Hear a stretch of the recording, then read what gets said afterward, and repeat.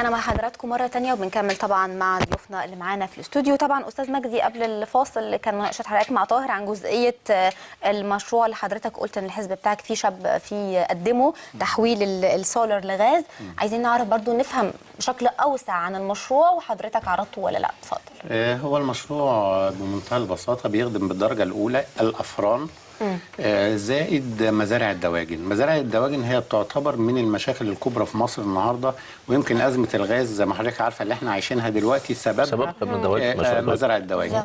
المشروع ده بمنتهى البساطة مجرد مسألة ميكانيكية بتحول السولار إلى غاز، فبتخفض استهلاك السولار حوالي 73%. دي حاجة. المشروع طبعا عملنا لجنة ليه داخل الحزب، اللجنة دي على رأسها أستاذ دكتور مهندس، ونفذنا العينة الأولى منه أو النموذج الأول منه، وتم نفذتوها ازاي؟ نفذناها والله بشكل في البداية، لأنها دي كانت الخطوة الأولى بالنسبة لنا. عملناها جزء منها في السبتية، جزء هنا، جزء مخارط، لغاية ما وصلنا للصورة النهائية تحت إشراف مهندس متخصص. المرحلة اللاحقة أنا قابلت، رحت مصنع 81 الحربي اللي هو بيقدر يصنع الأجزاء دي، وشرحت لهم الجهاز. السيادة اللواء اللي هو رئيس مجلس الإدارة تحمس ليه جدا، واستدعى فريق العمل اللي موجود معاه وشافوا المشروع وقالوا إن احنا مستعدين للتطبيق. تمام. الأزمة الكبرى هي أزمة مصر كلها. بمعنى ايه؟ بمعنى احنا علشان مثلا هو يرد عليا، احنا خلصنا الاجتماع وقلنا في خطوات لاحقه ان هو هيبعت لنا صوره بروتوكول وهنرد عليه. صوره البروتوكول دي مثلا خدت حوالي 23 يوم. فحتى انا اتصلت بيه، راجل محترم وعايز يعمل حاجه للبلد، بس السيستم عقيم. تخيلي حضرتك ما عندهمش ميل، يعني تخيلي هو ده اللي احنا بنقوله، الشباب ما عندهمش ميل معايا حضرتك. فعشان النهارده هو يرد عليا لازم يبعت لي مع مخصوص، وانا على بقى حاجه غريبه جدا. احنا النهارده دلوقتي وانا قاعد مع حضرتك بقى لنا 4 شهور في هذا الموضوع. طيب ده يوفر لمصر ايه؟ ده يوفر لمصر تقريبا مش اقل من 80 مليون لتر سولار شهريا. طيب احنا ازمتنا رقم 1 احنا بنستورد السولار. رقم 2 عندنا أزمة الكهرباء والصيف والشتاء والمشاكل دي كلها أزمة سولار.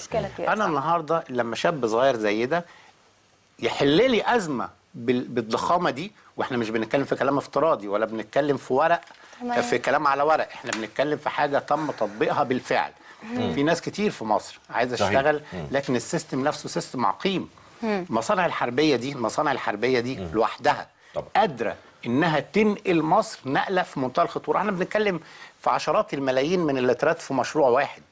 شاب تاني من وزاره الزراعه مقدم مشروع اخر. المشروع ده احنا من كوارثنا في مساله القمح والكذا والاعلاف والالبان والحاجات دي كلها. الاعلاف دي من كوارثنا. الاعلاف غاليه جدا، فكانت الناس بتاخد العيش، بتشتري العيش بالفران وتاكله سوري للحيوانات. ليه؟ لان العيش ارخص.